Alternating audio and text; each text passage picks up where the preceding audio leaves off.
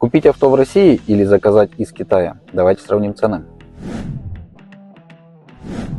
Разница 30%. Откуда она берется? Когда автомобиль везен в Россию и растаможен на другого человека или компанию, утильсбор с 5200 вырастает при перепродаже почти до 1 200 000. Если человек продает свой автомобиль, он ориентируется на среднюю цену рынка. Отсюда автомобиль будет тоже дороже. Именно поэтому намного выгоднее заказать авто из Китая. А это вы можете сделать через нашу компанию China Transport.